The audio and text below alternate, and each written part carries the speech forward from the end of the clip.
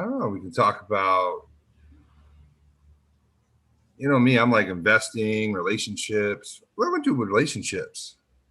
Why don't you go into investing? What can you tell me about the market right now? Talk about. Well, the market right now is. I'm like investing. Hold on. Actually, let me push pause on that. Or mute on the background for YouTube. In terms of investing, I just have a lot of stuff going on. I'm pretty much out of most stuff in the markets, man, right now because it's just so crazy. Markets are just really bizarre. I was looking at Apple News today. There was an Right. article in there about, I don't think it was from Apple, it was one of the carriers that they have on there, but it was Mhm. about how they estimate the market could fall by 80% this year. That's quite a high fall. I've heard of it like 40%, but they had saying that the last couple of years. However, we have had these government checks, and when you're taking the deficit that high, they're talking about how gold can be expected to hit 2,500 an ounce. So The good thing is about it, and you can't really be fooled by the market though, because a lot of times people are, um, misconceptions. If they print a bunch of money, they print a bunch of money. So um, instead of being really accurate with the money, the market can be propped through printing of money. So instead of having a crash, you have a whole bunch of new money, and that new money actually stops the market from crashing. Now it doesn't stop inflation. So the bottom section of the population, even though they benefit with checks or whatever else, I mean, when they're paying $6 for gas at the grocery store, let's say the average person spends $300 at the grocery store, now they're spending $350 or $375. That $1,400 gets eaten up pretty fast through inflation. right. I mean, forget about the minimum wage stuff. I mean, which I think is way too low anyway. I think business owners should be much more generous with their staff and labor, even if it's even if you have. I've just watched places like In-N-Out Burger. I mean, they pay their employees. They start them out at 14 or 15, $16 an hour. So I mean, but they get all the best employees because they pay more than everybody else does. Costco pays their employees phenomenally. I think their average wage an employee is $26 per hour. I don't know At what they Costco? start out at Costco. Yeah. Wow. I don't know what they start out, but it's like 12 or 14 bucks an hour they start people out at. Sometimes higher than that based on experience. Is And that you're, including the CEOs and all of them in there for the average pay? I don't know what it is. I think it's an hourly waged employee. So I Okay, think that excludes the salaried people salary. because That's I know actually guys at the good. gas pump are making somewhere around 50 to 60,000 a year. The guy Wow. that like walks around the gas station, making sure there's no gas spills and stuff. I mean, he told me he made I think 55 or something like that, which is considerable. I mean, That's that's good money. that's pretty reasonable. Yeah, I mean, you can feed a family, and a family of one or two kids on that kind of money. But Yeah. yeah, but all the stimulus stuff. I mean, it sounds really great, but it's really frustrating. It's only 25% are going back to people. Everything else is funding. Everything from every pork project and it's not just the Democrats, it's Republicans too. They got these pork projects they chucked in this bill, and so far full of fluff. But I don't think the economy crashes. I think that I don't know what we're up to now, but I think I'll have to look it up because I don't like misquoting numbers. But Japan's at like 130 or 140 of their GDP to debt. So I mean, you Okay. can print money for a long time, and nobody knows what the consequences are. I mean, there's some immediate consequences called inflation, but I mean, outside of that, I mean, who knows where we can go? 200%. Well, if everyone, if every country's doing it, then it's the norm. Mm-hmm. It's just when you get somebody like uh, China who tries to monopolize the concentration of gold. The one thing about it is our currency is supported by all the European countries and other countries that use our currency in exchange. Yes. So, I mean, we almost have to do it though. I mean, China's been printing money for decades. right. So, I mean, what we're doing right now, we're just leveling the playing field. I mean, it's not even like it's called a currency war, and I think that we are at war with China in a currency situation because they've devalued their money so magnificently. Like we almost have to do this. I mean, whatever you want to look at it as is a retaliation, or maybe COVID was part of just us leveling the playing field. I mean, I don't know. All I I, know is there is a huge amount of disparity. It's not balanced. They've yeah, been putting money the like trade this, and deficit money is, like this. yeah, we owe them a lot of money, Next year. and they're not purchasing very much from us to balance that. In China, they've got multiple cities. They've got something like 26 cities the size of New York City that Yes, are empty. the ghost cities. I remember we talked about that one of the episodes. Yeah, I remember going back and looking it up too, man. It's crazy how much everything there is everywhere too, man. I mean, they're huge cities empty, or well, they're not empty. They're like a couple thousand people living there, but there's not a lot of people living there. I yeah. mean, they're Most of the people set are up. moving into cities anymore. Into the real congested cities. Yeah, What I'm saying. yeah, it's crazy. Well, there's more money in the city than there is on the farm. People are starving that are farmers. I think what we're looking at from our government standpoint is, I think we're looking at having the trading deal with India, shifting over to India from China. Well, I think there's at least that, but I mean, India doesn't like China either. So I mean, it's a disaster, and there's only so much water resources. So I mean, at some point, there's going to be a huge battle for water. I mean, that's what's going on with India and China now. I mean, they're fighting over resources, which are it's going to get worse before it gets better because the resources are being utilized. But I mean, right now it's like clean drinking water is a phenomenon. I mean, it's getting really the water is just horrific in lots of places in India. And so, Well, I saw an article. I'm trying to think what the name of the river is. I was watching this thing on PBS. Yangtze.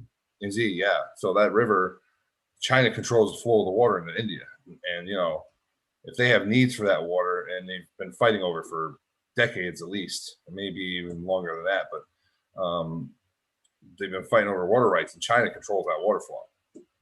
And I mean, if they have needs for it, and their population has a growth phenomenon, which they could, what I mean, with removal of policy or allowing people to have more than one child and stuff like that. But if they have any kind of need for water, forget it. Like, I mean, there'll be that could kick off World War III, or there'd just be a regional war between China and India.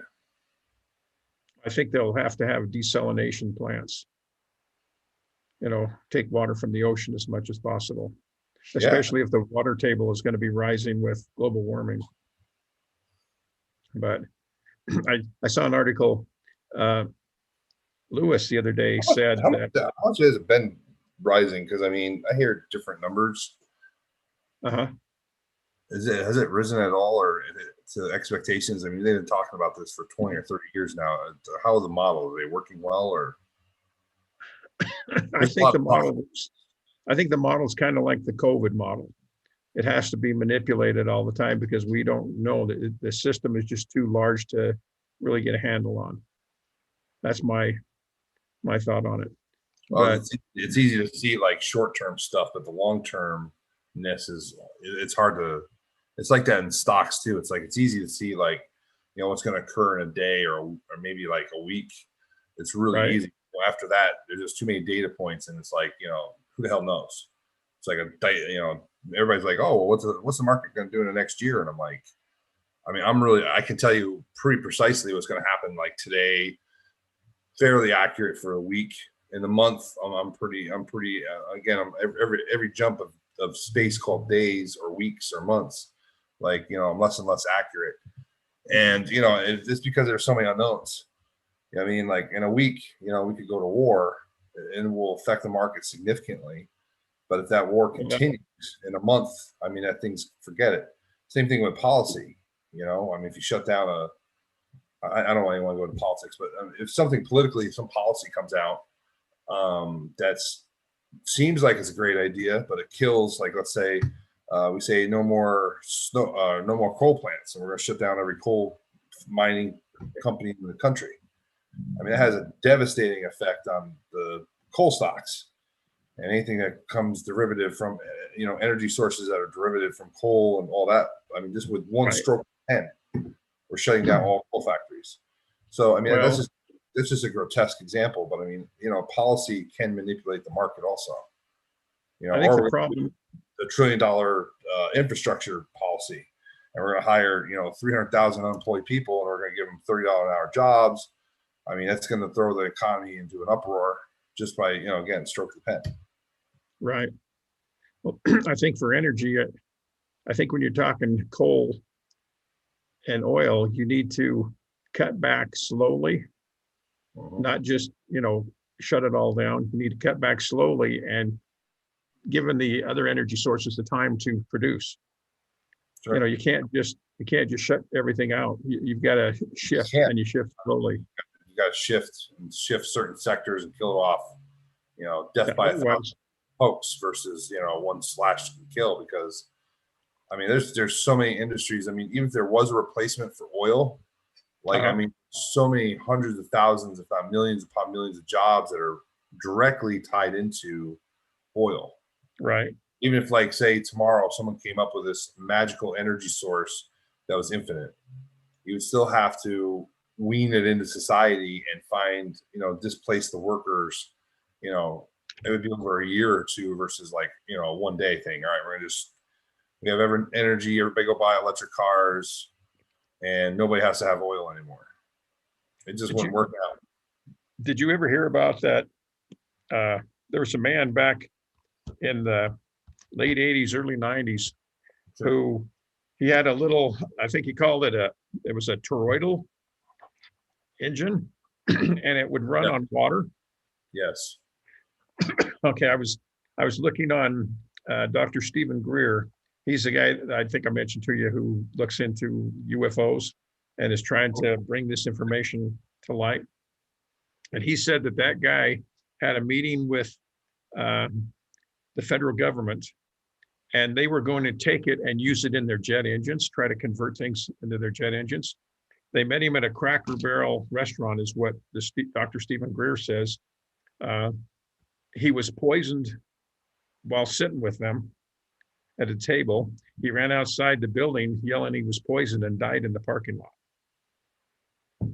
And that technology, it was something kind of like microwave, is what Dr. Stephen Greer said. But there's a big hesitance on changing energy because it'll displace the market. Everything will go into chaos, and the people who have money will start to lose money big time, and you'd see all kinds of job shifting, and that's another thing with this environmental.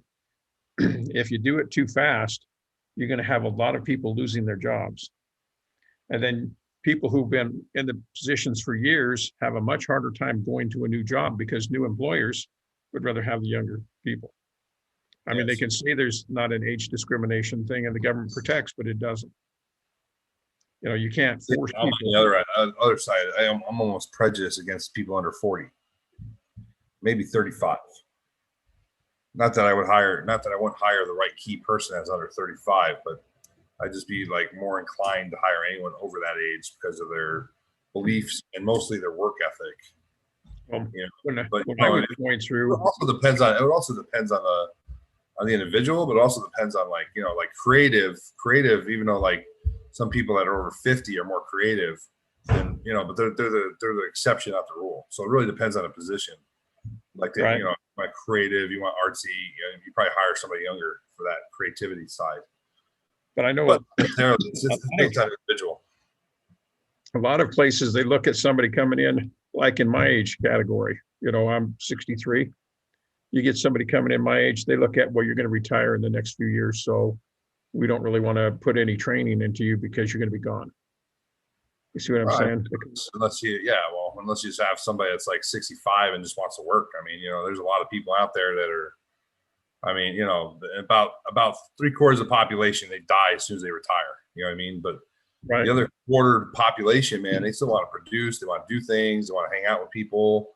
I mean, they want to have a purpose in life besides like, sitting in front of a TV and dying. I mean, Tommy Brown. Do you remember Tommy Brown?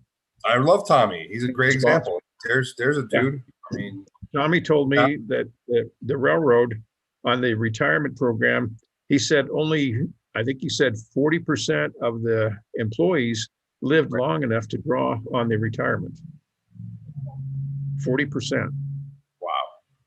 And so what they did is they made a contract with their employer for their pensions, that if somebody was married, if if their wife was married, their wife got the pension. If they got a divorce and married another woman, then both wives could get a pension. What they would do, they'd put the women from the first on what they call the Widows and Orphans Fund, and it's their pension is lower, but the pension goes with the husband, so or woman, whoever it may be in this case anymore, but the pension goes with them. So if they marry multiple times, each one of those who were married before can go on to a Widows and Orphans Fund, because they have this excess money because all of these men have died and aren't, they're not drawn on the system.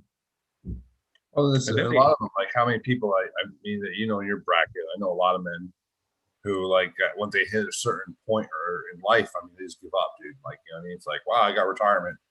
I mean, like, a lot of people are shocked at how little that retirement is, man. I mean, it's quite shocking to people, like how little $3,000 a month is, when they were looking at their retirement and saying, wow, I'm going to get $2,000 a month, and they retire 15 years later. I mean, $2,000, that's another problem with inflation. So the people who are getting hammered with inflation are the people who are poor and the people who are old, are retired, man. I mean, it's hard, man. I mean, I think you did an episode talk about people eating cat food. Elderly having that on my disability. I'm saying that you get the money and then you pay about a third of it into your taxes. Yep. And so by the time you get that, I mean, it really makes a difference in how much money you end up having in your buying power. So not lots left, man. And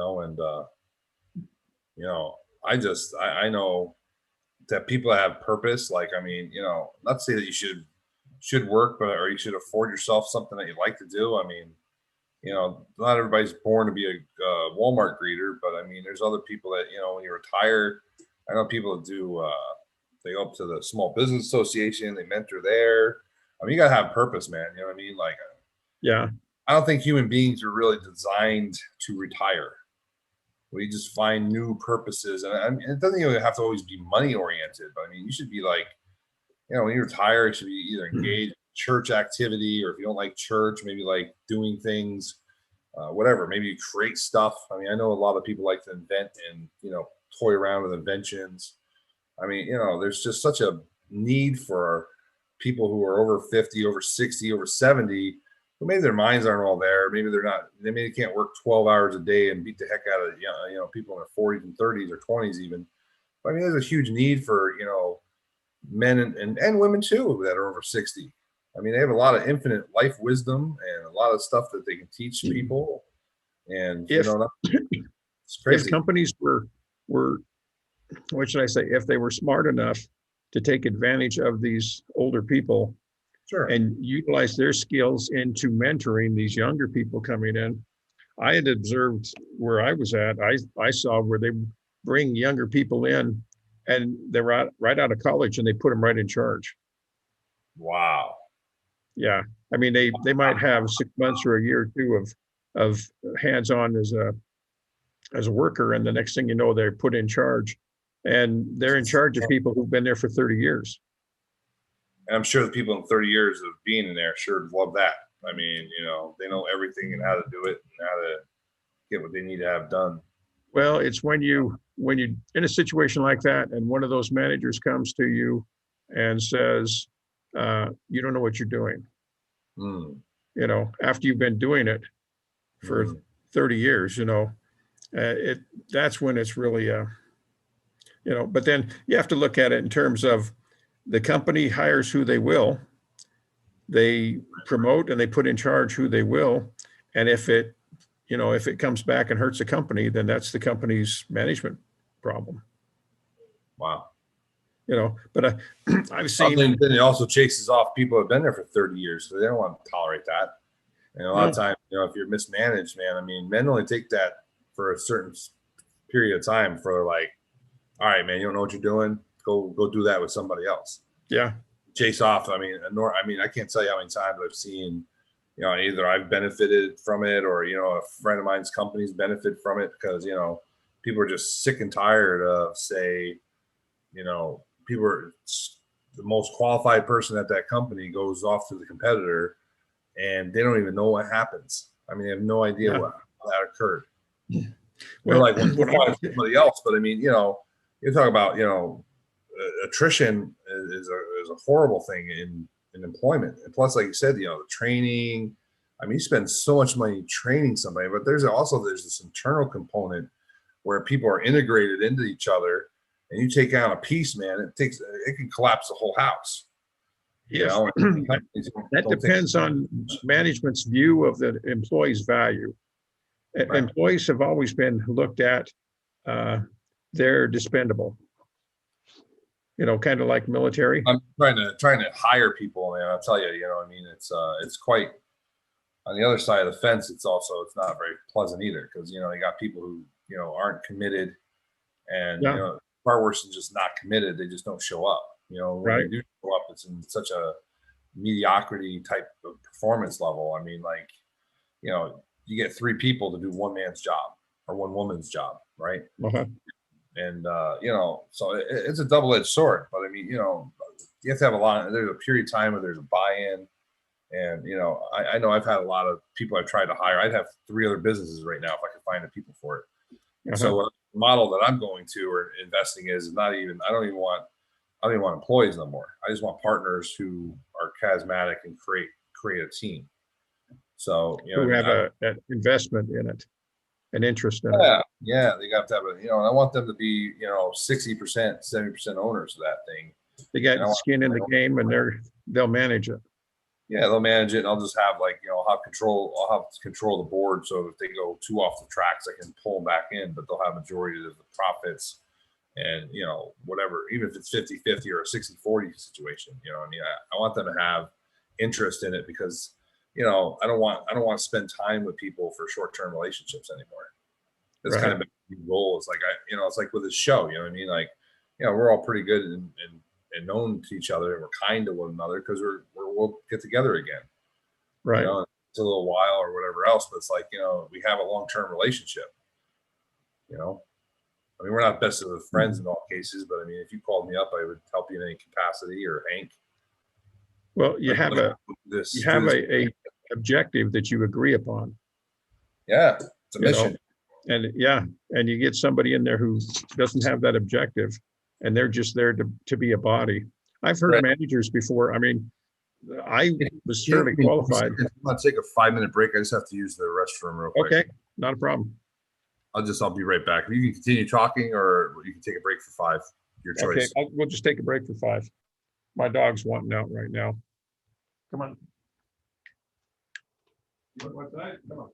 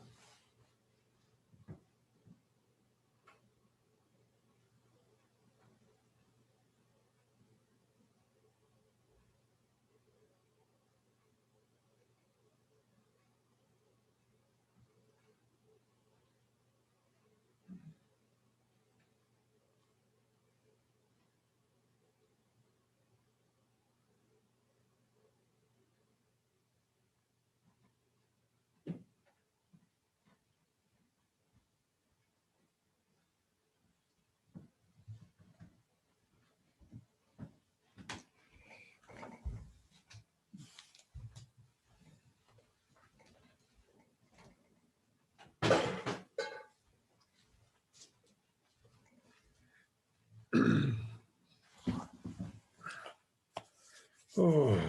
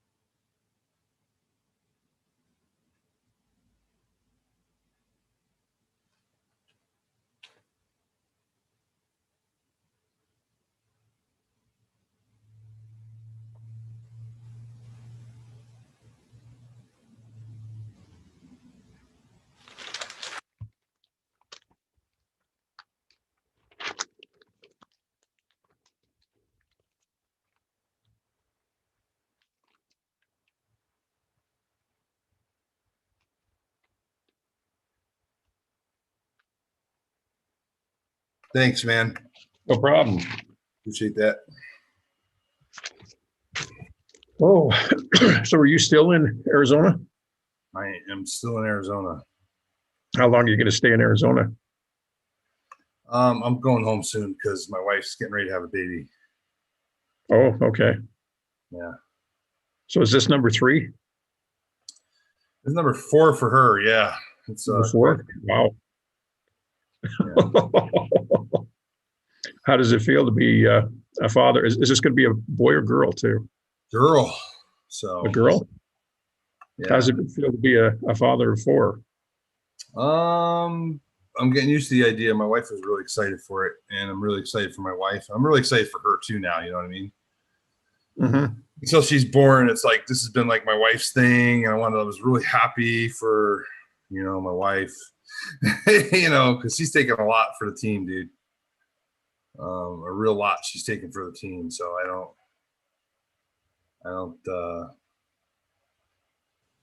know.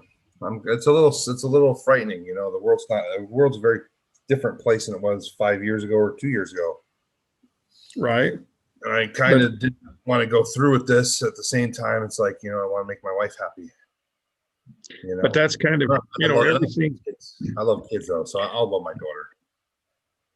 But everything that we see is kind of relative. I mean, 1,000 years ago, people might have been looking at hunger or disease as a real threat, and why bring a child into a world like that?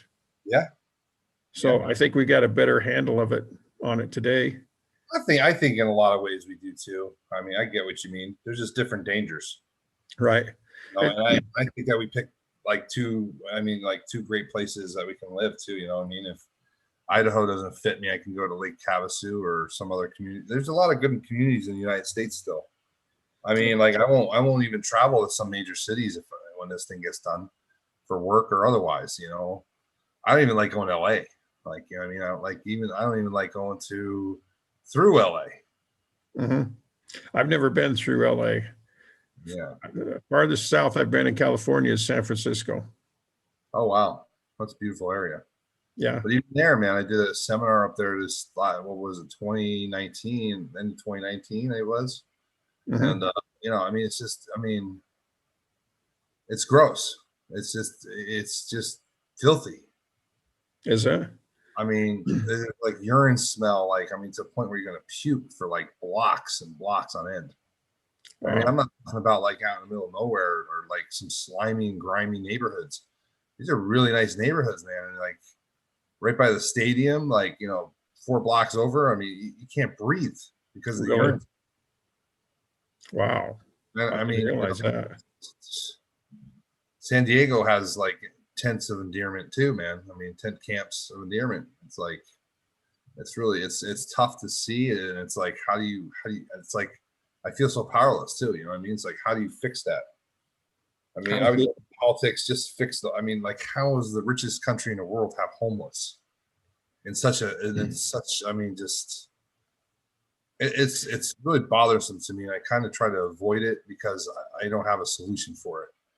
But I'm very bothered. I'm very bothered that there's children who didn't eat during COVID because the schools were shut down. I mean, Right. luckily most communities stepped up. Like Idaho Falls did a really good job. Pocatello did a mediocre job. And it wasn't the people in it weren't doing mediocre jobs. It's just the resources, where there was Right. time, but the people that were doing it did enormously fantastic jobs. But it didn't cover what it needed to cover. You know what I mean? And I didn't contribute to it, so I can't really, you know what I mean? I feel guilty that I didn't contribute more, but I coach sports. I take care of my family. I take care of a lot of different other people outside my family. I just can't save the whole world. I would if I could, you know, I really would if I could. Well, no one's going to be able to fix it. It's going to take everyone to jump in to change it. And then when you do change it, if you do, you're going to have a whole new problem somewhere appear. If we can change it. I'm not saying that we shouldn't try. There's nothing. I mean, like, I mean, I've been homeless. Probably, maybe that's why I care so much about that. But I mean, it just cuts me to my soul to watch people homeless. Yeah. I was in Vegas one time, and you know where the Excalibur is, and across the Yes. streets of New York, New York. I was going from the New York to the Excalibur, walking across that bridge. Yeah. And as I walked across there was a guy on the ground, and he had a pair of cutoffs on, no shoes, no shirt. Right. And he just looked up and he kind of squealed out a God bless. Huh. And it blew me away because you're down there and you're seeing, hundreds of millions, billions of dollars in assets and lights and performances and everything, and you got somebody right there falling through the cracks. And he's not the only one. I mean, there are kids in the country that are starving. Right. Starving. And so okay, we got two parties, and it depends on, I mean, which one is going to step up, or is neither one going to step up? I really don't know, because it seems like nobody cares. You know what I mean? I mean, not that nobody cares. It's just they'd rather build more bombs or more. I gotta get plugged for my computer. My computer's crumping at me. Okay. I mean, we got $25 million for arts, the JFK Center, but we don't have any money for housing for the people that really need to be cared for and housed. I mean, it's just priority, Mm-hmm. If you ask certain people, like, the Met getting $25 million or JFK Center or whatever it is, is more important. Well, a lot of, excuse me, these large cities, they donate money towards the stadiums, right? Football stadiums, Oh yeah. but there isn't money for feeding the poor or taking care of the homeless. Jesus said that poor you have will have always. You know, I think it's human nature to really not care about everybody else. Even like, for example, you get back to Cain and Abel says, they say, or Cain said, they ask Cain, where's Abel? And he says, am I my brother's keeper? You know, nobody wants to be responsible for anything. I mean, From you what know, I, there's always somebody else to blame for it too. You know, it's like, you know, why don't those people get off their ass and go do something? I mean, I hear that so often, and like, you know, it sounds pretty simple. I know in Europe you have camps, so I mean, you don't have to go hungry if you live in a camp, and so you can work in oh, a is that camp. right? Yeah, they have like farm communities for families who can't afford housing or food or whatever. But you know, When I was in, I mean, some of these people a lot of these people were used to belong in mental asylums that got closed down during the Reagan years. right, he kicked them all out in the streets. Yeah, what are they going to do? Oh well, you know, all of a sudden they cured their mental health problem. Well, they just didn't care about them. They threw them in the streets. I saw people walking through the streets here who were victims of that, who, you know, were out in the streets because, and if you went up and tried to talk to them, they avoided you. But they'd go down the street talking to themselves loud, And you you know, know, and the class of people that have a heart, you know, strong heart towards too is a mental health community. My mom was like terribly, horrifically, you know, bipolar and schizophrenic. You know, she probably had some personality stuff going on too. And you know, I mean, you know, I love my mom, you know, but my mom was always my mom, you know what I mean? But she was also always my mom. I knew who she was, you know, and you know, they kicked her out, man. She was homeless sometimes. I mean, we don't the have bipolar. people. I mean, you know, I remember going to court one time for 7 months because I took her because she was walking in the snow without shoes, and I picked her up and drug her to the hospital because she was walking. She had no underwear on. What is that called? Like the sundresses or whatever, like the cheap dresses. In the middle of winter without shoes on. She walked a mile because the FBI was coming to get her. And I picked her up and brought her to the hospital, which she was later released from. Right. And I got to go to court for 7 months because of that. That incident right there. Because then my mom walked in snow and she filed some kind of harassment. I don't remember what the charges were for me bringing her to the hospital because I didn't know if she had frostbite or not. And then second was to admit her because she obviously had some stuff going on. Right. Wow. Is she still alive? No, my mom died. It was the best thing ever for her. She suffered every day until the day she died in 2006. Okay. My mom died 10 years before then, though, man. Probably around 92 or 3. My mom just like she went off to a place and never came back from it. Wow. Terribly tough for her, man. I mean, just the stuff that she had in her head. I mean, it was just horrific. I mean, she thought the FBI was chasing her, that the government was after her, that, you know, she had done something soul atrocious, you know. And my mom could offend some people. Like, don't get me wrong, but like, you know, I don't think the FBI was coming after her. And people, you know, she would burn people, and they just would never come back. You know, and my mother had some issues, and she ended up committing suicide in 2015. So sorry. I think there might have been some bipolar problems in there because one day she was low and another day she was going to, you know, face the world and take on everything. And then another day she was, you know, And that was pretty hard to be around, you know, to see. And high highs and low lows, baby. Ooh, baby. Yeah.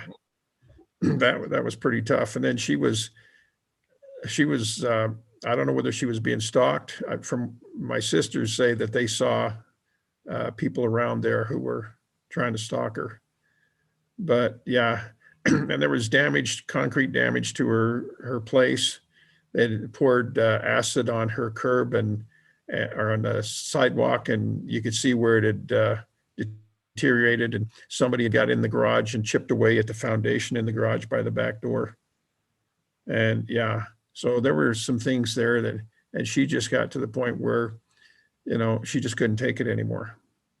She was living alone, and she's only a couple blocks away, but I was working so many hours just trying to finish a project. It would get projects that would have to be out by a certain timeline, and I was the only one doing it. So I was working, you know, 12, 14-hour days and just coming home enough to get some sleep, get something to eat, get cleaned up and back to work. And so months at a time, projects like that, you know, and I'd drive by at 2 or 4 in the morning, my mother's place, and check on her, make sure she's okay. But she got one of those security cameras. And then she became kind of paranoid with the camera. And she would just spend most of her time just watching the camera around her house. And so, yeah. And so, yeah, I got a feel for what you've been through. It was tough. You know, it was really, you know, the toughest part was feeling like I was happy that my mom had died. I was happy, and I wasn't happy because my mom died. Just she died 10 years before. I've been suffering with her living in a shell. And you know, I hate to use the word lunatic, but she was a lunatic. I mean, she was just so far outside. I mean, she was never. She was just. She was never. She was going from one point of crazy to a separate point of crazy. And you know, today I would have handled it differently. You know, I mean, I think I handled it really poorly then. But I mean, you know, I did a pretty good job, man. I loved her, and I gave her so much love. I mean, I did some cruel things too, and it wasn't cruel. It's just like I didn't know how to, you know, I'd laugh at her and stuff, man. I'm like, I just didn't know how to respond. You know what I mean? Well, I tried like this huge amount of different things to try to deal with this thing, rather than just create an atmosphere of compassion, which I just no one knew enough to tell me that at the time. And I asked. It wasn't like I asked therapists. I asked. You know, today, you know, I would have went back to my younger self, hugged myself, and said, "Go check out Landmark." Because in Landmark, you'll learn how to create situations even with difficult and atrocious human beings. Right. You know, and I mean, I wish I had those tools back then. I didn't have them. You know, I mean, I wish I didn't realize that you can have boundaries, but you can deal with crazy people in a compassionate way, and they're not going to hurt you or stab you because you're creating this environment of compassion no matter what. It's not you're doing that causes you to be something. It's you being that caused you to be whatever. You know what I mean? I never got that. I've given so many other people power in my life that never deserved it. And number two, you know, I castrated myself by, you know, just a beating. So I mean, I guess the biggest regret of mine is like, I would go back, and two things I would do. I'd teach myself to be creative and create an environment of compassion no matter how she was being, right? Mm-hmm. And the second thing I would have done is like I would have gone back and hugged myself in 2006 to 2015. I mean, I suffered for 10 years because I felt guilty because I was happy my mom died. And I wasn't happy my mom died. I was happy she was no longer suffering. Right. And it took a long time to communicate and get what that joy was. And it wasn't that I hate my mother and I wanted her to die. It was I was overjoyed that she didn't have to suffer painfully. I mean, and it wasn't just me who felt the suffering. My mother was suffering. I mean, just horrifically suffering. I mean, could you imagine thinking that the government's after you, people you don't even know is after you, people that you love and care about you are trying to get you? And I mean, live in the swarm in the brain, bro. I mean, I can't even fathom what that. Thank God I got blessed. My dad's got like this horrific agoraphobia, which I'm a little bit introverted, but I still love people and I love being around people. And then, you know, my mother was like, you know, off the wall, bipolar, schizophrenic. I am just so blessed. I only have like a little attention deficit stuff. And I get the winter like slowdown every year a little bit. You know what I mean? Uh-huh. So, I mean, I'm blessed. I only got a little bit of stuff going on. And I mean, I could have had a whole cauldron of stuff, and I'm just blessed I only have a little bit. Well, as long as you're active and creative and you see a purpose in life, you're going to be fine. But when you start to lose that purpose, when you're just existing, then people start falling into these paranoias, you know. And I mean, it can be chemically, chemical imbalance. It can be a lot of things. Could be drug use, could be lack of drug use. I mean, I knew with this one guy he was schizophrenic. He had medicine he took, hugely successful human being. And I mean, it got to him sometimes, and you can kind of tell. Like I said, man, I've just always been compassionate towards those kind of people because my mom was like that. So I'm like, I mean, Right. I feel like, when I'm around a crazy person, it's like I just showed up back at my childhood home, man. You know what I mean? I'm like right at home, baby. You know, a little bit nuts. I mean, that's like, I'm used to people being a little bit nuts. I mean, it's all right. Right. I mean, that's why growing up, I associated with the people I did. They was just like, they were family. You know? Hey, you're nuts. Hey, I get it, man. It sucks to be nuts. I get it. You'll either cure it, fix it, find a way. I mean, whatever, man. But I still love you. You know what I mean? I've always been really compassionate towards people, like people going through stuff. I mean, I've just always really been compassionate towards other people, even when they're going through stuff. I mean, it just doesn't. I don't know. It doesn't bother me because someone's going through things. But like you said, Yeah. like I love what you said though, man. Like the things that I've noticed, like people that have mental health challenges Uh-huh. and are reasonably happy. I mean, I've known some really depressed people that really could perform in different capacities of life and still be depressed, but they were finding joy, like you were talking about the purpose. Right. That's why I love like churches. You know what I mean? They put people to work, and I mean, and it's like slave labor, I think, in some cases, but yeah, they put people to work, man. You know what I mean? They have, go out and apostolate, go out and, go nuts, be of service to each other. I mean, I remember, when I wasn't so busy with my own personal stuff, my own family, and my own environments that I've created. Like, I love church, man. I had another nonprofit group I belonged to, and it's like, I was so happy being busy, like 90, 100 hours a week, man. It kept me out of my head, and it kept me straight, and it kept me feeling good. So You need you that were purpose. you were LDS, weren't you? I was. Okay. Did you join another religion after that, or have you stayed? No, I tried a couple different religions, and none of them really felt like at home. Like the Mormon church was really dynamic for me because I love the Kingston ward. There were a whole bunch of very interesting. There was a lot of unique and interesting people there. So you had Mhm. extremely affluent people, and you had extraordinarily poor people. I was Right. probably closer to the poor people than the affluent people. But we were just like this tight knit little community, and we just did. I mean, like we just did things for each other. I mean, like it was like I mean, like I thought the world was like that at some time. I've kind of like been woken up several times because that's not how the world is. But I mean, it's just like this group of people that just cared about each other. I mean, people would help me in ways that like I would never think that normal people would help each other. And it kind of just made me a better person because I would like me and my daughter would do all these service projects together. I was a single dad bringing up a child, and we just do amazing amounts of like, we'd paint someone's house one weekend, we'd clean up a grave site, we'd do a roadside cleanup. And Oh, we were doing wow. something every weekend. We were doing something, Wow. and I loved it. I got my air conditioner and heating license, so I was doing that for a little while. And like people had stuff that was broken, I could go fix their stuff. And I did that, a dozen times or so. And it just was like, I never wanted money from them, because other people, gosh, the church cut a check for me to help me buy a lawyer one time when I didn't have enough money. I mean, I never forgot that stuff, man. Uh-huh. I mean, and it's like I paid it all back. You know what I mean? I looked at it as a loan versus like a gift. You know what I mean? And Right. I'm just like, because that's how I am. Like, I remember my bishop telling me, if you feel guilty about that, just put an extra, instead of putting 10% tithing, put an extra 5 or 10 in until it's paid off, or until you get done, until you feel like you're done doing what you're doing. I paid 20% tithing for a very long time. You know, Just let me ask you, I'm not trying no, you're to fine.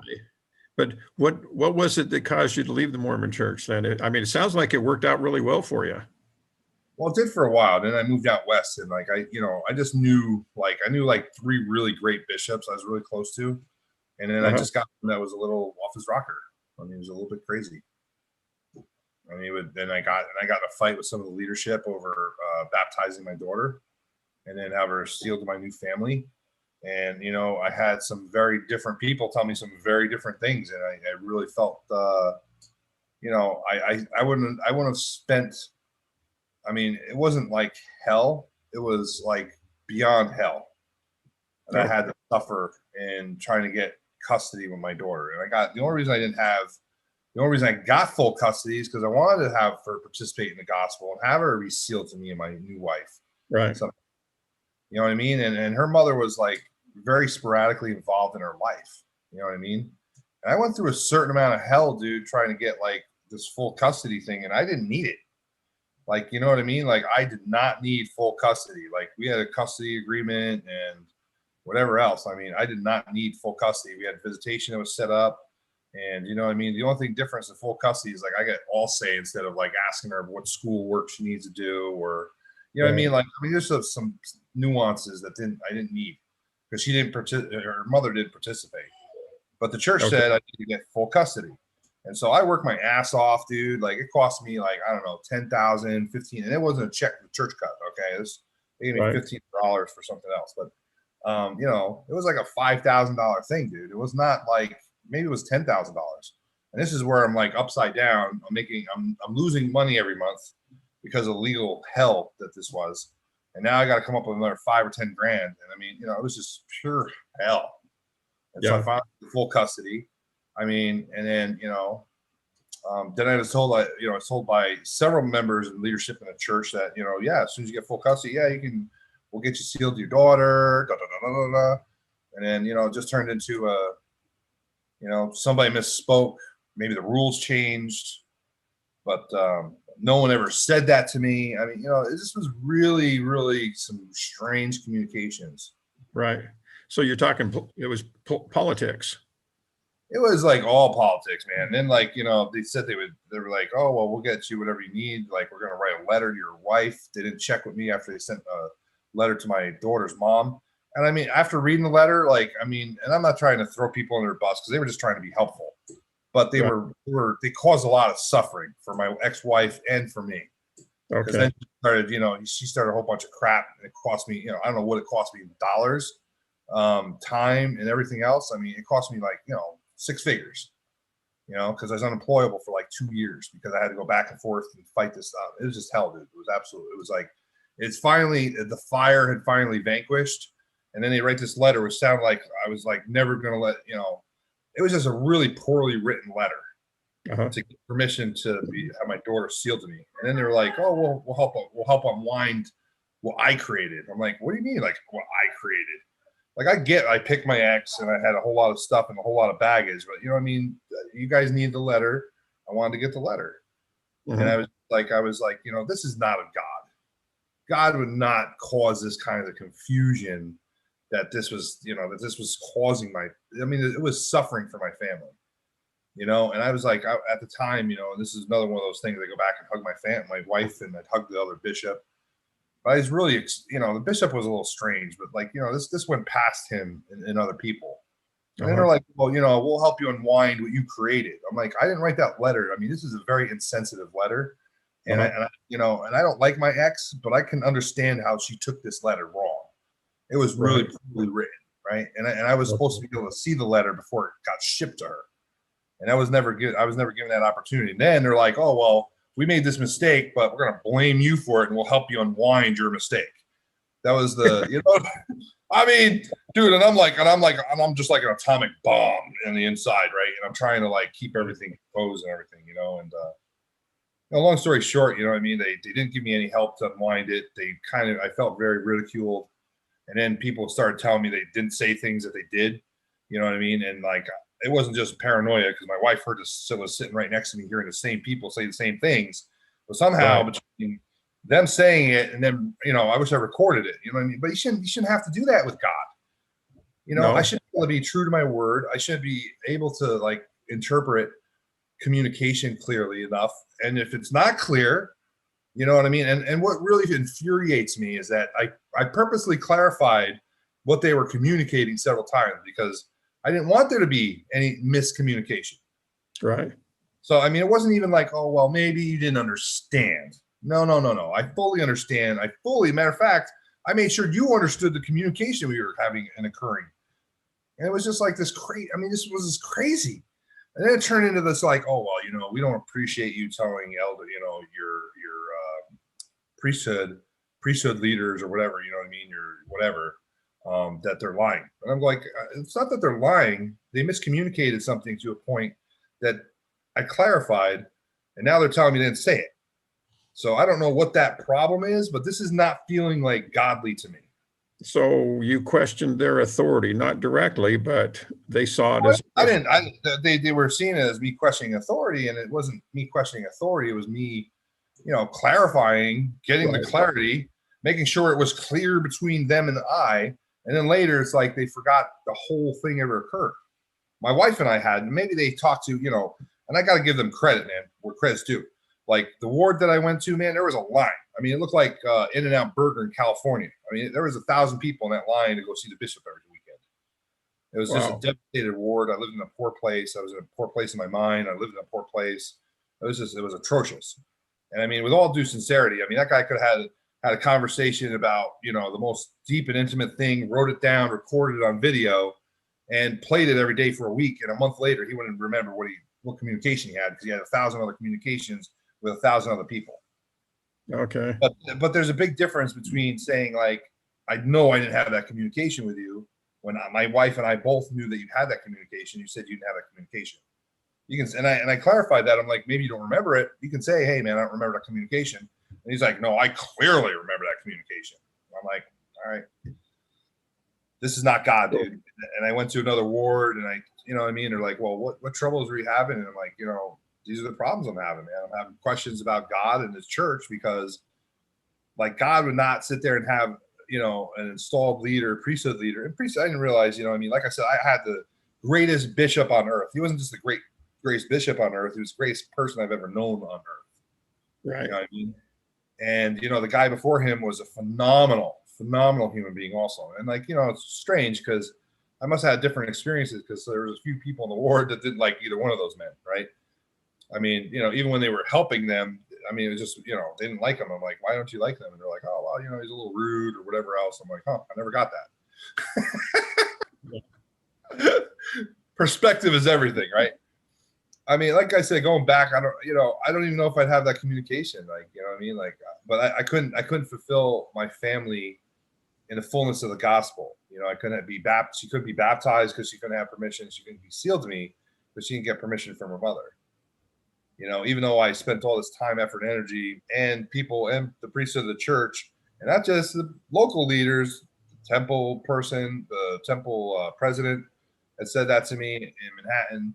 There's another guy that told me, yeah, you can, if you have full custody, you can get, you can be sealed to your daughter if you get in the next marriage. I mean, that was something I was really looking forward to experiencing spiritually, that was denied to me and my family over just political crap. I mean, you know what I mean? Like, even if she was sealed to me, like, who cares? I had full custody. I had full legal rights to do that with my daughter. Right. And they were trying to find some reason because someone sued them or something. And, my daughter's mom was so inactive with her in her life, she probably wouldn't even known she was sealed to me. She wouldn't have known. I mean, but that didn't matter. It became this, like, it was this little issue that just like got this. And the more and more that I got into it, it was like the less and less I believed in God, which was a monstrosity. But I later learned that men are all flawed. And I mean, if there is a hierarchy of people, which I don't believe in anymore at all either, I think we are all elevated at some point. We're all de-elevated at other points. It's caused us to be humble and stay. It's not about hierarchy. It's about being connected to my God in heaven. And it's not to say that someone can't help me find that bond better. But I don't think that there's like some point that some guy that's like anointed, that all of a sudden he's the perfect human being and he's going to religiously, politically, whatever. It's more of a political thing, I believe. Church is more political for me, or at least I think I view it as a political organization. And I think it's more about power. And I don't think God's not about power. It's about empowering. So I mean, like, even though I had this devastating occurrence in my life, and it was the hardest thing ever, because I thought I'd found the true church, I found the truth, and I found these amazing people that I want to belong to. And then just being ostracized by, several different things. There was a couple other things that happened too. I don't really, what I mean? Like, but, there's just like this huge amount of just animosity. And then I was like, like, why don't you just give me another calling? So I went to the library. I did that for 2 or 3 months, and it's just like, I'm done. I don't, there's just no joy here for me. I mean, it's just every week it was like a constant reminder of like, this communication. And I felt betrayed, and I was betrayed. I was betrayed by very devious, and there was at least one person that I think it was really purposeful. He was going to show me, you know what I mean? Like, it wasn't about righteousness. It wasn't about God. It was about showing me, Right. place. And Um, I'm not a good person to like tell you, this is a cage, go get in it, and we'll make sure you're taken care of. I'm not that guy. Give me just a second, okay? My Yeah. dog working at the door. I'll be back in a second. So I'm sharing like openly about my spiritual involvement in the world. And yeah, well, that was a long answer for a short question.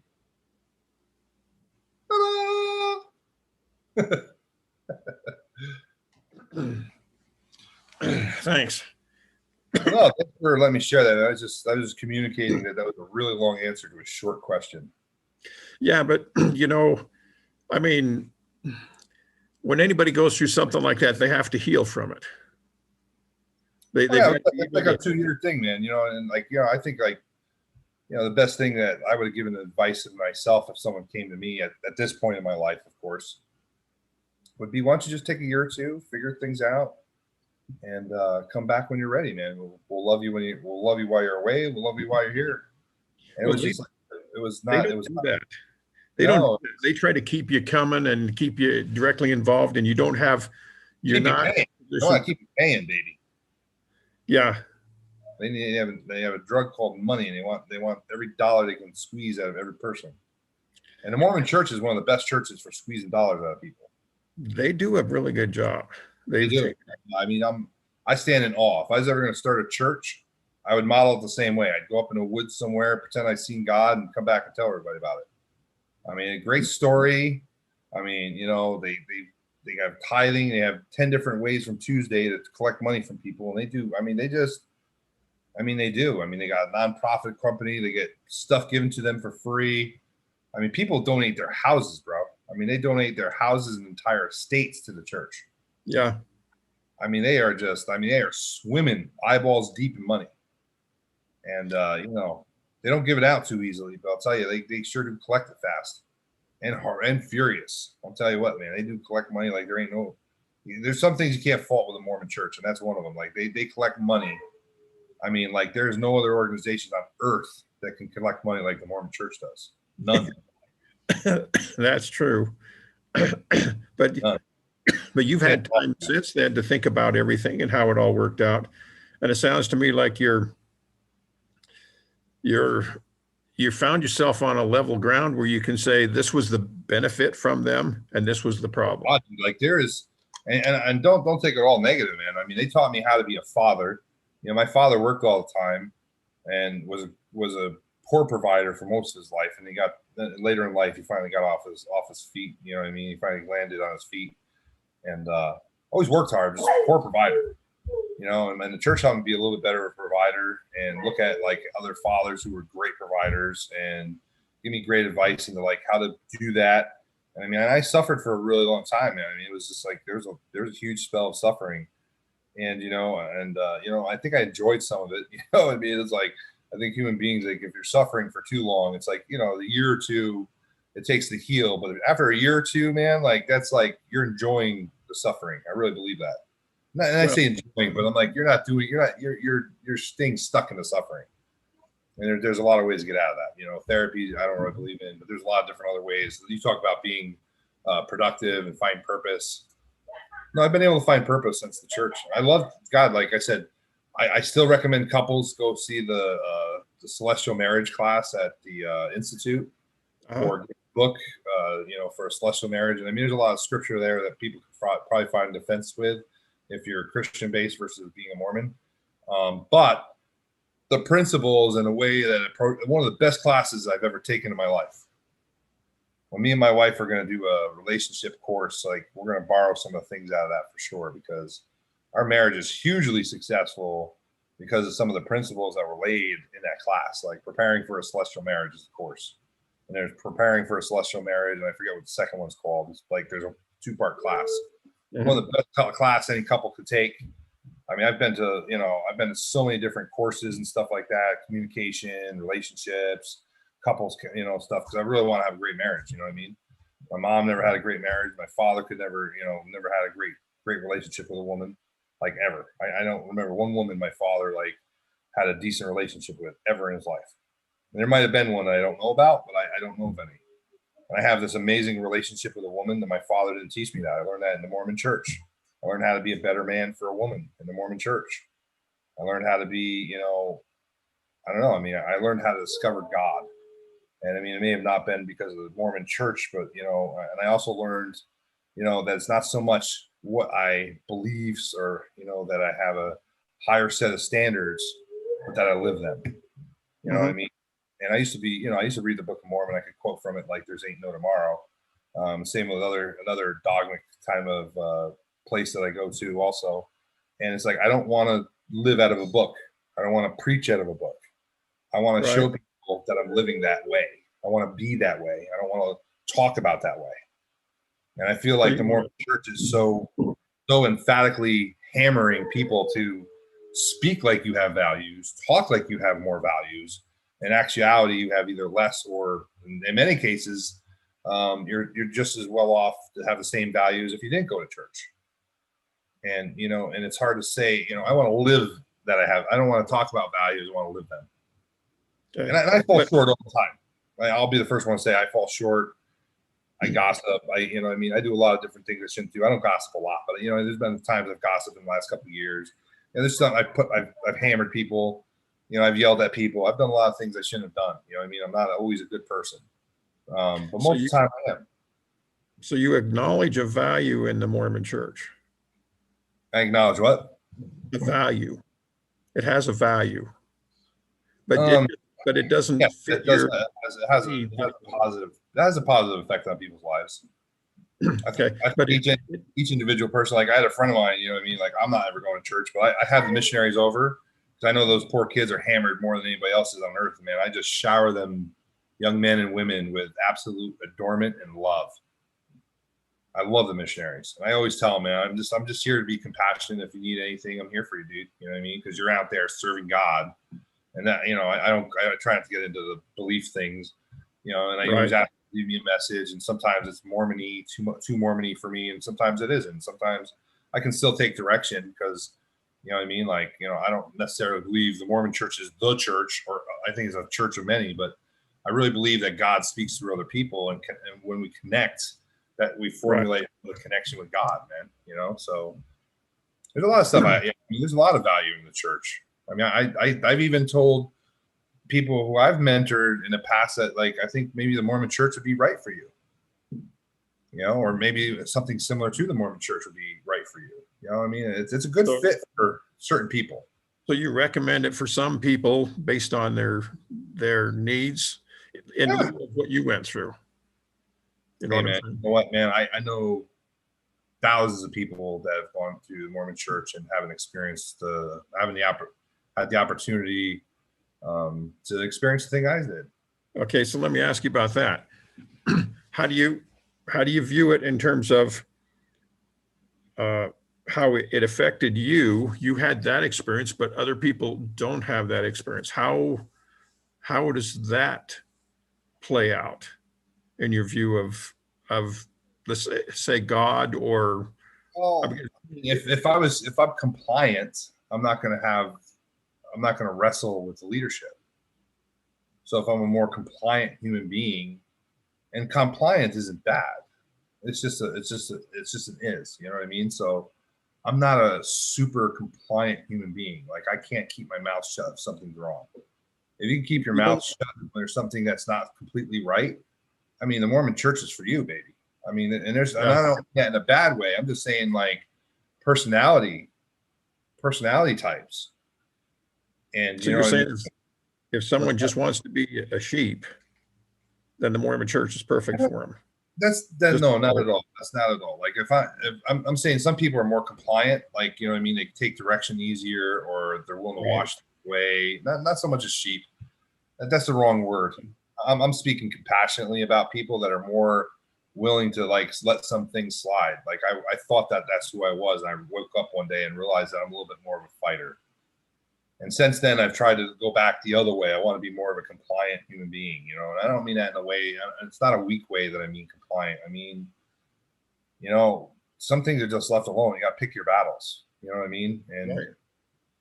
you know, and I think I took on a battle that I maybe going back and looking at it, I don't know if did it really matter? I don't know. Well, I know I believe in Joseph Smith stuff. I don't know if I ever did. You know what I mean? But I believed in the goodness of the church. I believed in the goodness of the people. And Joseph Smith was always a little bit, you know, the story was just too sweet to. It felt a little too manufactured, rather than organic. If the story was a little more organic, I could have probably swallowed it. So it felt too manufactured. And you know, later on, I kind of figured out that the story was extremely manufactured. It wasn't just slightly manufactured. It was extremely. They leave quite a bit out of, you know, the history of Joseph Smith is not. And, you know, I wish they would say, you know, the church is kind of veering away from Joseph Smith little by little. They thin him out every year. I think in 100 years, I think Joseph Smith will have disappeared from the church. And they'll talk about it in a distant way. I think they're going to have to in order to keep it alive, because the experiences he had were so questionable. It's really hard to associate an only true church with somebody that had all of these character flaws. And as the church has hidden them, and the internet has brought them forward to where people can actually see and look at it and ask if that's what they really believe in. So I think the church moved itself away from Christianity. And I think that now they're trying to come back and try to be in the Christian fold, one of many, but they'll never fit in that fold if they claim the title, the only true church. I mean, I just look at Saul, who later became Paul. You know what I mean? Like, all people are, you know, what really didn't ever happen with, you know, particularly with Joseph Smith, is he never really humbled himself before God and his people. I mean, that's the only real difference. You know, I mean, he would have been a hero had, you know, I mean, there's a lot of different speculation, but, you know, the other thing was that, you know, I went to another organization that, you know, the Mormon church is almost truly based after. And, you know, I studied under them for a while and I became part of that organization. And it was just like, you know, the similarities were just overwhelming. Is that right? Yeah. Kind of like they modeled it after that. Oh, they didn't just model, they stole it and turned it into a religion. Okay. Well, that happens with all religions. Everything, man. Yeah. And what I'm realizing, I mean, even like in the information marketing businesses, there's really not a whole lot new. People put a new spin on a lot of things, and they can turn something that's old. You know, they can take old wine and put a new label on it. Right. And a new flask. The new flask, yeah. I mean, that's kind of what I see occurring. I mean, not just religion. I mean, you know, Jesus Christ. I mean, you know, I believe in God, and I kind of go back and forth with Jesus Christ. Jesus Christ is a great story, and he's not a new story. His story was told many. I mean, you go back in time, and you can find a lot of stories that just have this unfathomable similarities. I mean, just unfathomably. They're just so similar to one another that either Jesus Christ walked the earth well before his time, or he was a reincarnated story. Or, you know what I mean? Like, this has happened many times in history, and history repeated itself. And I don't know which one to believe, because I don't know. I have no idea. You know, and if that's where, you know, belief to me is, you know, not projecting this truth based on unknown facts. It's really about believing something that can be true, that can be proved. You know what I mean? Outside of my beliefs or my thoughts or this emotional, drawn upon thing. Which a lot of people do. You know, I mean, I've many times joked with people who want me to become LDS again, and it's like, you know, if God came down to me and said, "Hey, man, this is the church, and you're supposed to go to it," like, I'm there. There's no question. There's no question. You know, do I have to have beliefs in order to think that this has to be true because you say it is? I don't. My brain just doesn't work like that yet. Mhm. I just, Well, I actually, I met a guy down at the spa one day. We were talking, yeah. and he went on a mission to Southern California, Mm, and he was down there, and uh, he was really gung ho in the religion, and he met some people who put him to the test, really, on questioning the religion and everything. I mean, the information came forward, and it kind of boggled his mind. So he was praying one night, and he told me that he prayed for Joseph Smith to appear to explain to him what was going on because he couldn't take the BS, so to speak. And he said that a pillar of light appeared in his bedroom and Joseph Smith was standing in it. And he said that his body temperature rose, his heart rate rose, and he was pouring sweat. And he said, finally, he said, Joseph, leave. I can't stand you being here. It's too much. And he said that Joseph left then. Now, I don't think this guy was full of bull. I think he was telling me what he experienced. Uh, you know, I, who knows if he had the flu though, or who knows? I mean, there's a lot of things that can be well, complained. well, I mean, here's you the know, thing. I've had my own metaphysical experience when I was a missionary. And I had an experience. I didn't see a personage, but I saw an orifice that appeared in the night. You want me to tell you about it? yeah, no, You got the time? yeah, I'm all. You got to listen to my thing for 20 minutes. I'd be more than happy to listen to your thing. Okay. What happened was I went on the mission, and I was pretty gung ho when I went. And I had a father who my mother had divorced, and I had a stepfather. And my father, who was my blood, couldn't do much for me. Even though his parents had this expensive farm, he couldn't do much for me. And my stepfather, who was not my blood, he took care of my needs. He saw that I had the food, the clothing. He saw that I got the education and that I had the uh, everything that I needed, including direction. But him and my mother fought a lot, and there were some injuries that my mother had experienced. To the point she was in the hospital from my stepfather, and but uh, so he was taking care of my needs. And then one day I would work in his construction company, and one day he fired me because he was angry with my mother. And so I was just at the point where I just got a vehicle and I needed insurance. And when you're 15, 16 years old, you can't get your own insurance. You have to go through your parents. So I Yes. went to my mother, and my mother said, go ask him because I don't know what it is and I'm upset. So I went to ask him, and he said, get out of here, kid. You're not my boy.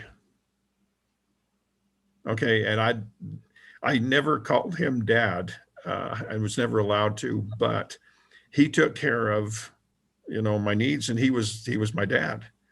And my dad wasn't my dad because he was dad to my stepbrothers, and they called him dad. But I always felt like I was in a middle ground where I didn't really have a father. I had one who was my father, but didn't fill my needs. And I had another who wasn't my father, but filled my needs.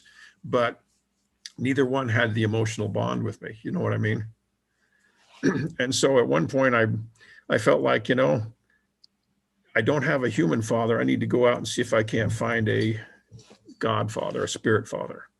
And so I went out with metaphorically, or not, it's mythologically spoken of as the Father Quest. Right. And so I went out on a mission with that intent. And as I got out there, I started seeing all kinds of things that I disagreed with. But you look at it from the religious aspect, the church is true, and you just put it back on a back shelf, And I had prayed to find out where I was going on a mission, and I couldn't get an answer. So I thought one time, well, let me go based on what my needs are, and I'll do this. And I did this in prayer. And if I get close, make my heart burn, cause this to happen. And I came based on what I felt I needed was a foreign language. I had German and Spanish experience.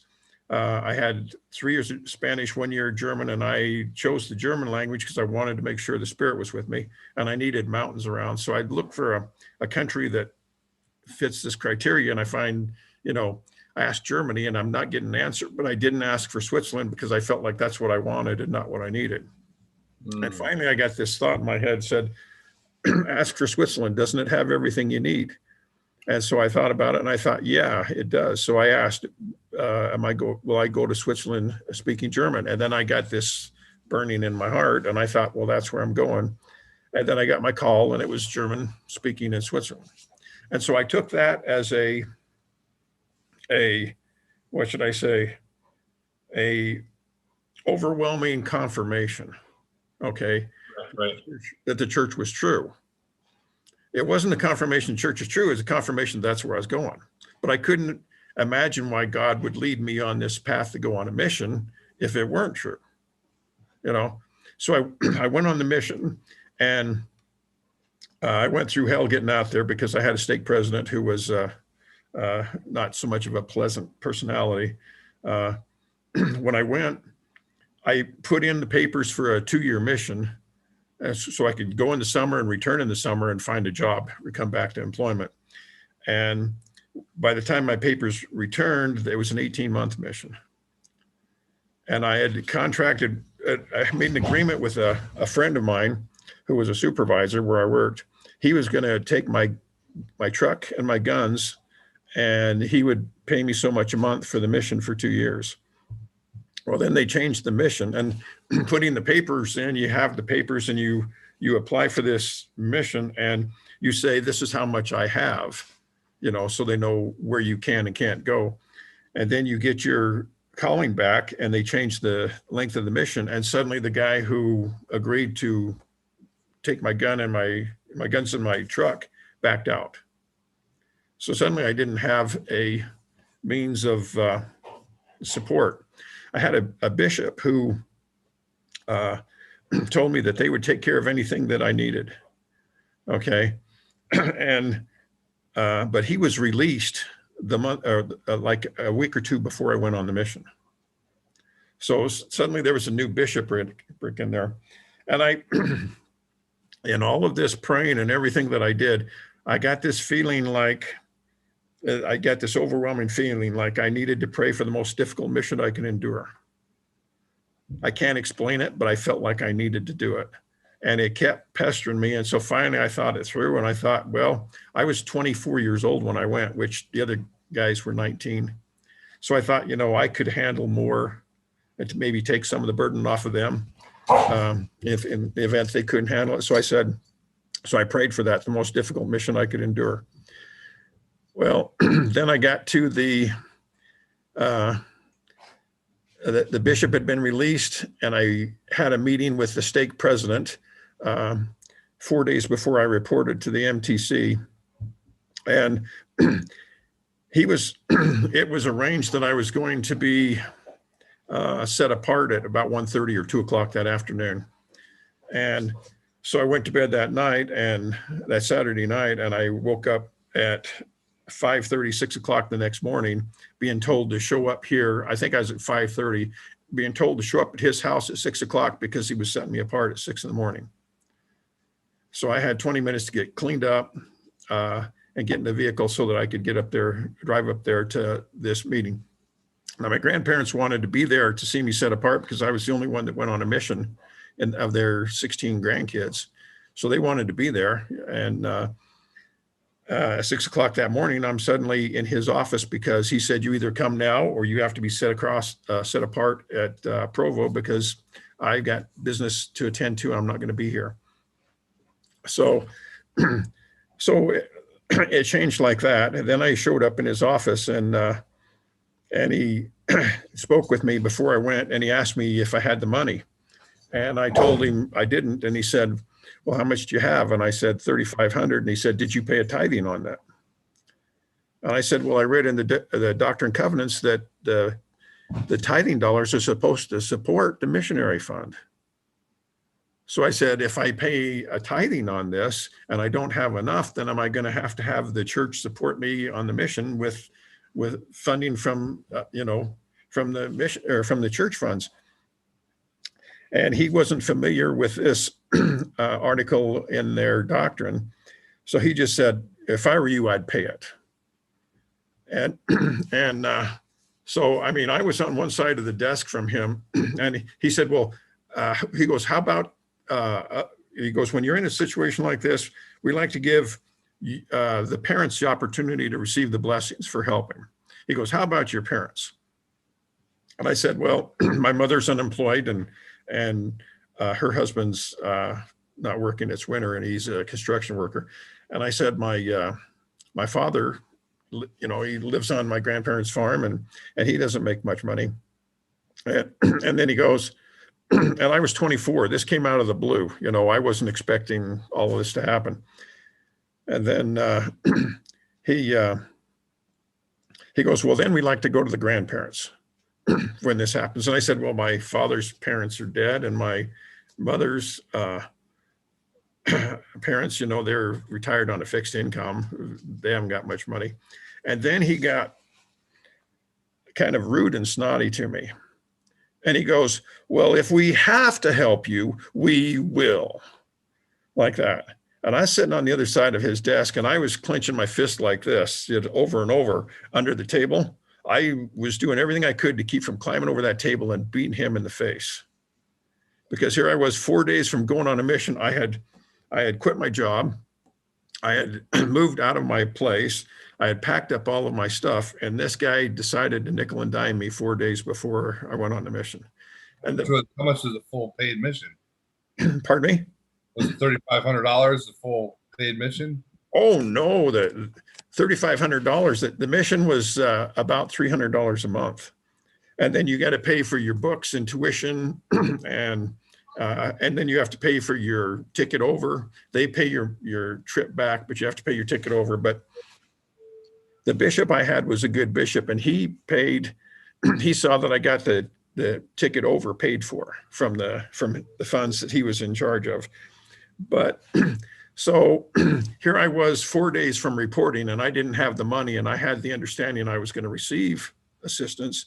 And then I was being told, and this matter, that,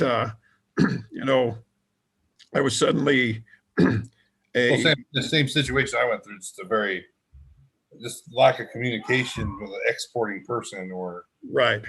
Crazy. Yeah, it's crazy how there's when God can't figure this out. Like, what I mean? Like, I don't know, man. Like, that's what I would have had a hard time with. Is like, what I mean? Like, God told me to do this, and like, now this guy's like breaking my horns, and like, what I mean? Like, I don't know, man. What I mean? Like, I would have given anybody at any time at one point in my life, I would have given anything that I had, including the shirt off my back. And I mean, like, it's a different world out there, man. It's about how much everyone can sweet you.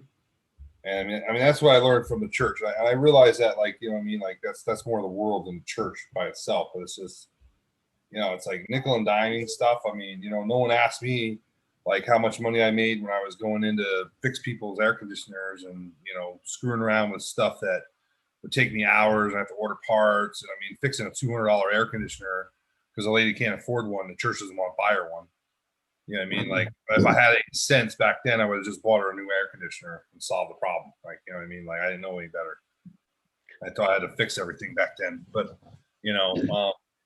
I just, and I mean, and I told, this is like, I sent a little snarky message not too long ago. Like, Mormonism equals mediocrity. They want you to give in abundance, and they give you back penance. Yeah. That's it.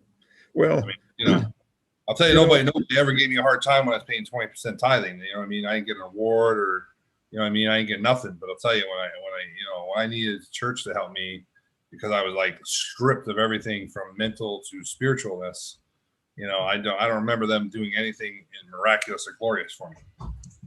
I mean, maybe that's not what it's supposed to be about too, though. But I mean, I don't know. You know what I mean? Like, I don't know. I always give. When I make food for the missionaries, I always make my best food. When I give stuff to people, I always give my best. And maybe I was just built different than what the rest of the world or any church has capacity to give. Maybe I'm asking too much for a church to give like that. I just, you know what I mean? When I give my all, I expect the people that that are on my team to give their all.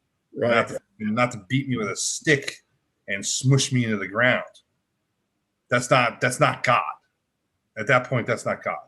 And I mean, the church probably can't write checks for everybody, for everybody's whims. So they have to they have to stay within a budget. I get that. You know what I mean? But, for producing members of the community, you know what I mean? You don't want to discourage them because, I can't tell you how much money I've saved by not going to the church. Economically, the way I look at it, the best thing, I want to go back to that bishop and that stake president and that temple president, and I want to hug them because I'm in a different place financially today, and I'll be in a much greater place financially in 20 years from now because I don't have to go to church. I don't have to give some false god 10% of my check. I'm not supporting these losers who want to suck me dry and claim they have problems when they don't. And you know what I mean? I'm not participating in that program no more.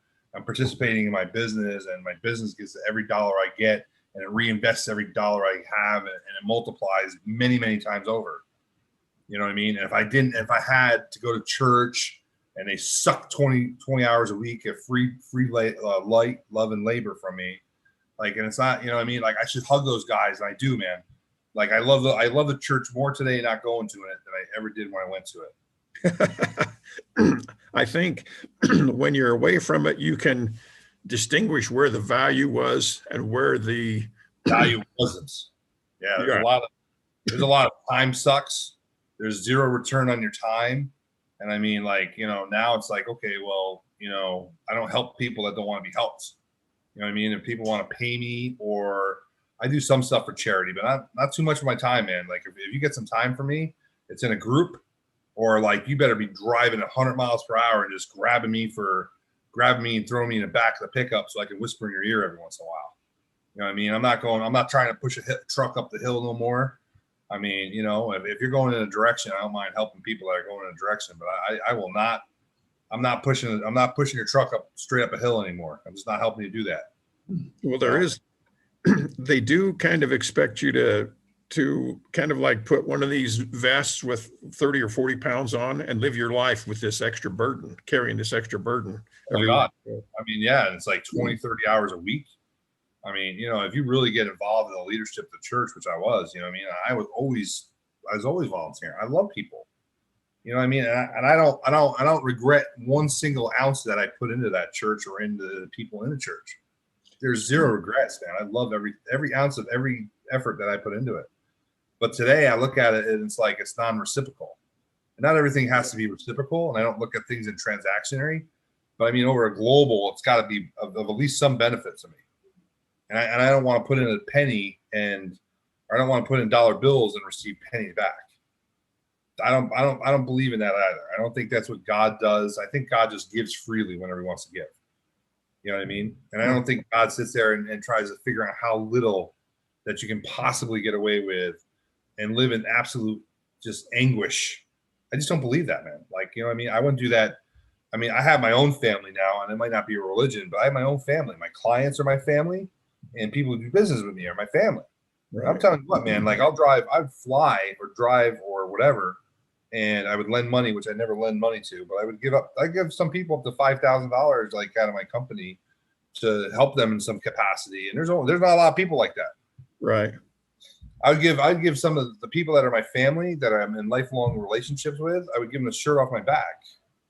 But I'm not no longer involved in relationships where they're single-sided or they're about taking dollars or $100, okay, and giving back a penny. Your communication that you had with me is not unique. I've been in need. Unfortunately, I've been in need a lot in my life. It's because of a lot of poor choices that I made. You know what I mean? I'm totally willing to stand up and say I was responsible for having terrible, horrific choices. And there's some things that were happenstance. There are other things that you know what I mean? I took the wrong road. I seen the sign that says, don't go down this road.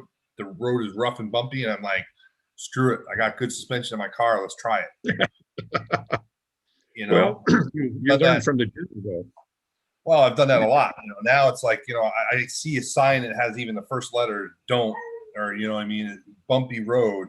And I'm like, it's like, I drive on the other side of the highway so I don't accidentally turn down it. Right. But I love people and I serve people, and that's one thing I'm very grateful for the Mormon church is that it gave me a servant's heart. You know what I mean? I serve people magnificently today. And I'm sure you do too, Sid. You've got a lot of communication. You are a powerful and impactful human being, and you do a lot of amazing. You've done a lot of amazing things for people too, man. I just really value your human being. I'm not in the giving mood so much. I mean, it's not uncommon for me to give things away. I gave away a couple of toys that I had, but I look at it like I spend a lot of my time in my head and my thoughts. And the more I'm in those thoughts, the more I learn, the more comfortable I am with myself. I have my own life model. I don't adhere to the model of good and evil. I think that's a dangerous model and has caused it's done a lot of good for people, but it's also caused a lot of grief. And I can't adhere to that model. It's a duality. And I've got a singularity model. It's an us against them. It's something that doesn't work. Yeah. And whenever you have, and I mean, in truthfulness, it's like God. I mean, at least my definition of spirituality and God brings things and people together. Well, God makes miracles occur, man, but He makes love and compassion possible. And I'm not saying He doesn't. Jesus wasn't the kindest person either. I mean, I love people who are like, well, do as Jesus would do. So Jesus kicked some ass when He needed to kick some ass in that temple, man. When the accusers were going to the temple, he didn't get all meek and humble. He kicked their ass. Well, he was also, he was also insulting those Pharisees and Sadducees to their faces.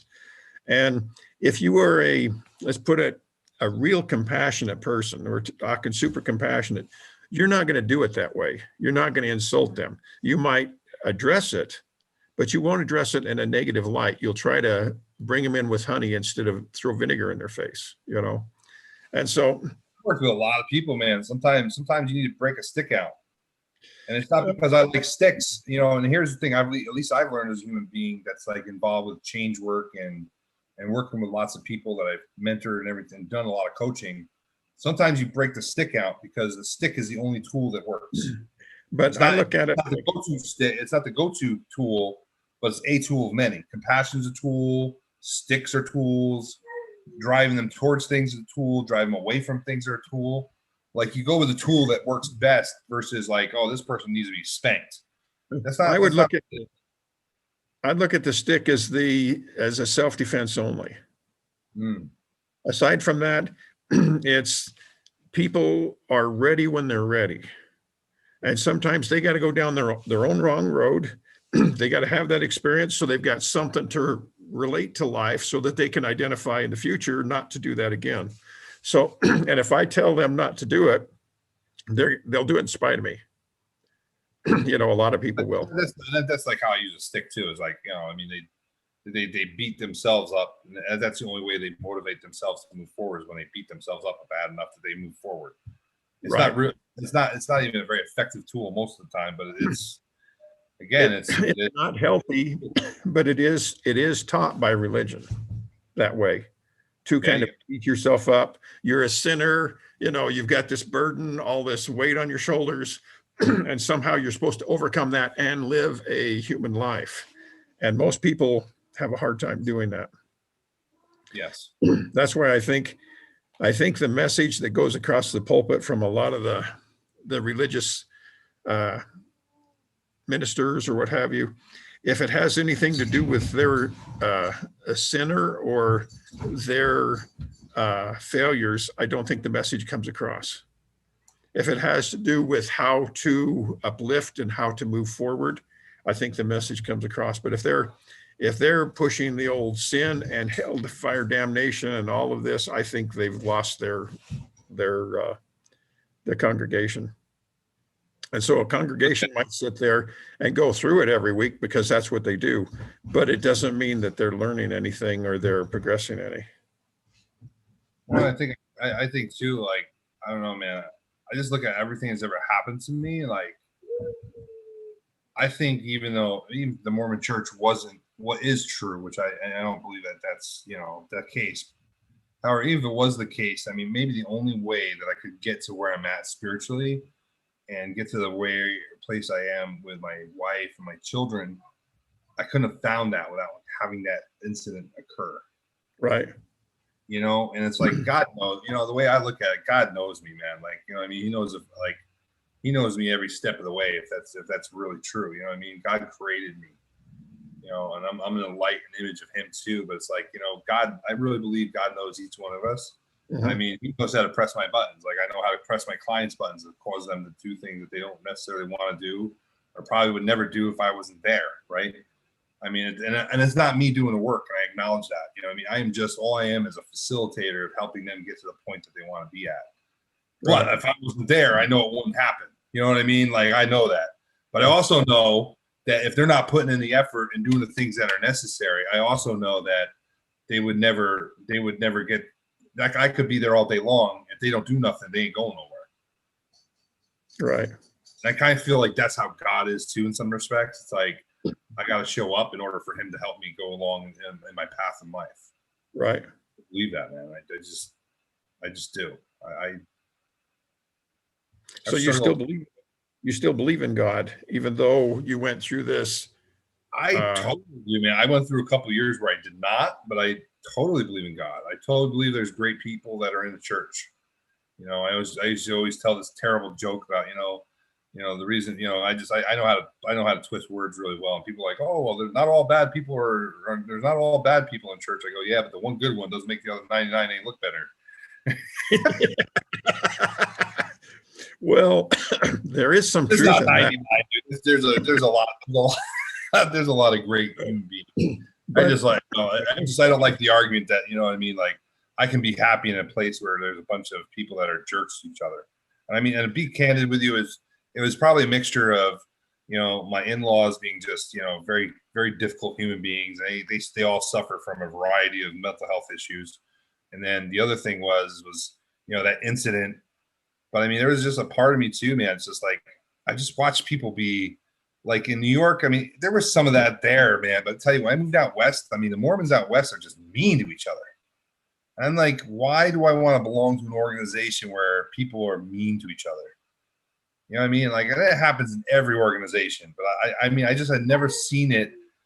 It was just kind of a shock to me. It was like a real shock to me watching what people would intentionally, not accidentally, but intentionally do with each other. I just like in the West, in a Western Mormon church, and these people were more whatever, right? They're more Mormon-y because they live from Salt Lake, and that's where all the purest people are. I mean, there's a lot of that, dude.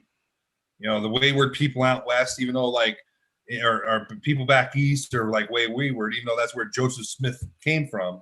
Right. You can't get more pure than New York, right? I mean, that's where the religion occurred, was in New York. So, but anyway, I digress. But, I just know that I found God because of all these incidences. And there's some amazing, magical human beings in church, but there's a dynamic difference between church in New York. And I mean, even like New York and Florida, like California, I like California Mormons a lot. I like Florida Mormons a lot. I mean, if I lived in New York, I might even go to church. I don't know if I go every week, but I go a lot. I genuinely like those people. Mm-hmm. And I mean, they're crappy to each other sometimes, like any other family, you know what I mean? But I mean, just some of the just awful. I mean, it was just disgusting. Some of the things I'd watch people like, I have 100 examples. I don't want to go off into a tangent. Right. I mean, people dig a hole for people to fall into. I mean, just like purposely being nasty. I mean, there's one thing to be nasty because you hurt my feelings, so I hurt yours. But like, I mean, like go after you with and every time you turn around, try to shoot an arrow in your back. I mean, I never seen that stuff until I moved out to the West, out in Idaho. I never seen people act like that in the church towards each other. I mean, it was beyond vindictive. It was like, I want to kill you, and I want to do it with 1,000 like Chinese water torture, 1,000 drops on the forehead. You know what I mean? Like, it wasn't like I'm gonna punch you in the face. It's like I'm just gonna like consistently drop water on your forehead until you just scream to death, right? One thing, crazy. Religion pushes people to be uh, what do you call it? Uh, you've got your Indo and exo, Mhm. introvert and extrovert. Yes. Religion pushes people to be extroverted, to deal with each other. And people who were outside of religion, I mean, I was an introvert. I'm very introverted. I can go I from, am too. A lot of people don't realize that. I mean, like I've learned how to accept people and be with people, but it's quite a. I don't want to hang out with you for a month. right. A day or Well, two, I'm getting pretty tired of you after a day or two. you never went on a mission then, did you? I think I would have killed a companion or two. Yeah, I went through and I had some companions that were uh they were such good friends that we were like brothers, and I would still consider them to be brothers. After you left the church, you guys still talk and stuff, or no? No, when I left, I went to see one a while later, and when he figured out that I was no longer in the church, he kind of didn't want to go down that road with me. He didn't want to have anything. He was happy with his life, and he didn't want that influence in his life. And so I've tried to stay out of their lives. But there were some that were like brothers, and there were some that were just like having, uh, a ball and chain on your leg, Right. and just fought you every step of the way. And so you learn that one thing about the mission field is it gives you a mini experience of life, of people who are striving for power, the missionaries, striving for position, of dealing with people on a daily basis, of so many different cultures. And in Switzerland, they had, I mean, my greenie town, first town I was in, there was like probably 50 or 70 different cultures that lived there. Whenever you knocked on the door, it was always somebody's holiday. Somebody was always complaining because it was their holiday. It was either their holiday or you just woke their baby. And you can't know whether people have babies. You don't. I mean, you got a doorbell. You ring a doorbell, and but what I observed is they also in the mission field they try to bring representatives in to speak to you about moral aspects in life, but they also speak to you about what they did in life. One that I had came and spoke to us. I think if he's still alive, he's one of the 12 apostles right now. And he came in and told us how he had been a serviceman, and he had been one of the first 50 or 100 men in the U.S. to travel faster than the speed of sound. And I think he had worked towards the space program, but I think he was too old for it by the time it came about. Oh Uh, wow. Wow. so, but he had done all of these things, and he sounded a bit like a braggart, but he was just sharing his experiences. Right. And when you see somebody come before you, and you got a mission president who was a obstetrician, and another one who was a businessman, and you get their perspective, interaction with them, and how they see life, and then you see somebody like this come in, you start seeing these different people, and you get a whole different view on life and reality. One of the guys that we taught was he was an engineer on sports cars, and he modeled some of the sports cars. I believe they competed in the France races. They have. Okay. Yeah, I know what you're talking about. I think he had modeled some sports cars involved in those, and so you see people who of all walks of life. Some people are interested. In, one guy had speakers that were the size of my freezer. Oh wow. He had two of them, and he played the song "Dark Side of the Moon" by Pink Floyd. He paid Yeah. that. He had one of the first. I think it was one of the first 100 cuts of the album. So it was just he bought those speakers specifically for that song because he just loved that song. I mean, so you meet people like that, and then you meet people who are just that. What I observed when I was out there as a missionary was people were giving us food, and they were taking the food out of their mouth and feeding it to us without us really knowing that.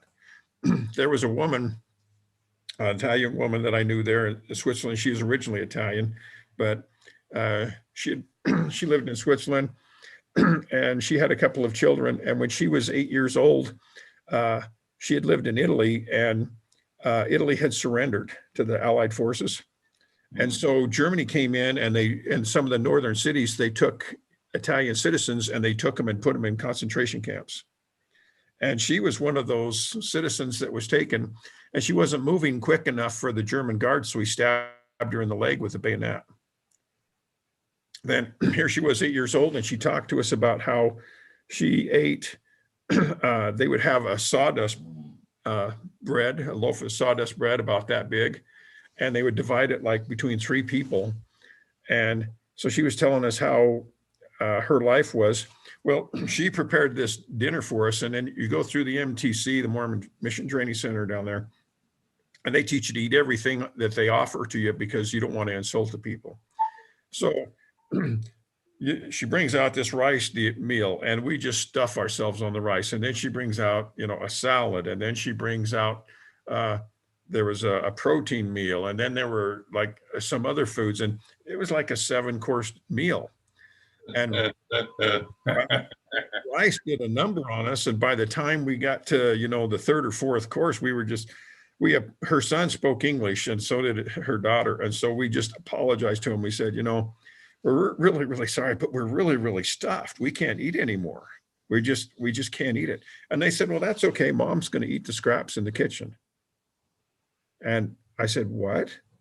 And they said, well, they told me about how their mother had been through the concentration camp and how they were starved the whole time. And so her mother fed her family first, gave them all the food, and then whatever was left, her mother ate her entire life. And here we are stuffing ourselves because we're told to, by our managers, our leadership.